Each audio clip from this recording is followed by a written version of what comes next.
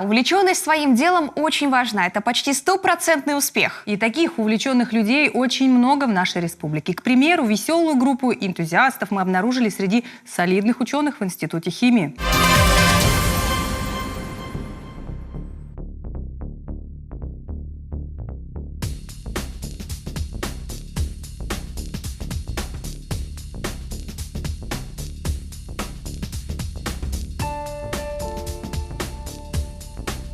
Я училась в Кирове, в Вятском государственном гуманитарном университете. Он сейчас объединился с Вятским государственным университетом. И у меня был такой выбор. Мне в детстве всегда очень нравилось, со школы всегда нравилась очень химия. И когда я поехала на День открытых дверей, там нам показывали химическое представление, то есть показывали разные опыты. Это было очень интересно, и тогда у меня прямо вот так вот я загорелась, и мне очень захотелось именно связать свою жизнь с химией. Это когда мы опускали руку в спирт и потом ее поджигали. И то есть это был опыт, который назывался «Пламенный привет». И, конечно, когда у тебя тут огонь, как бы тебе не горячо, ты не горишь, это было такое очень зрелищно и очень кучу эмоций вызывало.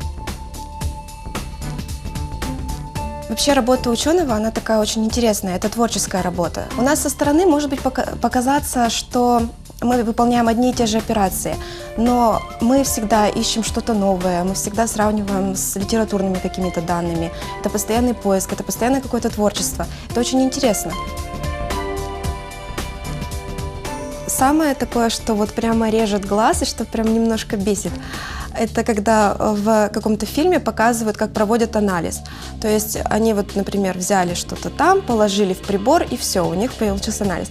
Ну, вот такого, не знаю, когда-нибудь, может быть, это изобретут, но в настоящее время для того, чтобы провести этот анализ, нужно провести пробоподготовку. И, конечно, когда смотришь, так думаешь, это бред. У нас у ребят есть такие интересные работы, как создание пленок, например, с каким-то лекарственным препаратом. То есть, опять же, это медицинское направление. Когда мы кушаем таблетки, то очень много побочных действий, например, на желудок, на печень, на нашу систему органов. Использование вот этих пленок с лекарственным средством, оно снижает вот эти все побочные действия, увеличивает пролонгированность, то есть длительность действия. И эти работы, они очень интересные.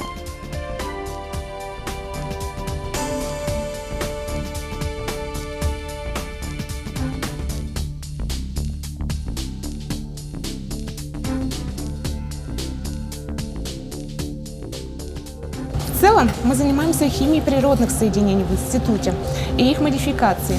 Почему такая область? Потому что природные соединения – это потенциально биологически активные вещества. И то, чем я планирую заниматься, еще для меня, собственно говоря, особо никто не делал. Дальше планирую совместную работу с биологами, проверить некоторую активность, например, ту же самую противогрибковую.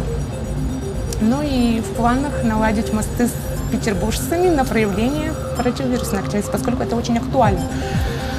Все мы знаем, что волна гриппа идет, а против гриппа типа А нет особо эффективных лекарств. То есть работа это актуальна, надо работать в этом направлении, быть первыми, иначе нас опередят.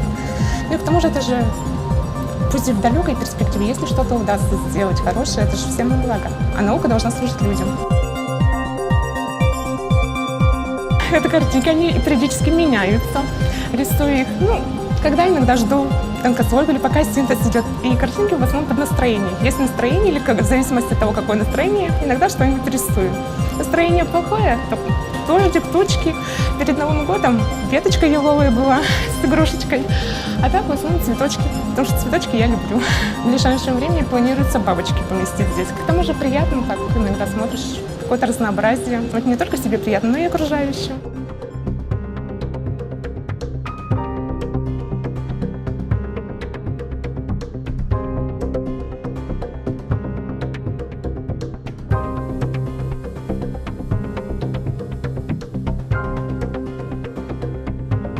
Специфика нанотехнологии в том, что если мы получаем какой-либо материал новый, да, и он состоит из вот мелких наноразмерных частиц, то этот материал может проявлять очень интересные новые свойства, которых нет в материале объемном. Да? Именно этим как раз я и занимаюсь, да, то есть разработкой новых наноструктурированных материалов, в частности вот в форме таких пленок на основе оксидов алюминия и железа.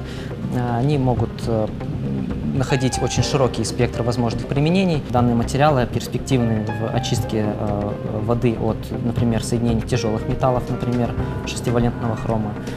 Также пленки проявляют каталитическую активность в реакции разложения пероксида водорода, а эта реакция, она применима при дальнейшем разложении органических различных загрязнителей. Это различные красители, которые являются результатом легкой промышленности, да, то есть когда красят ткани.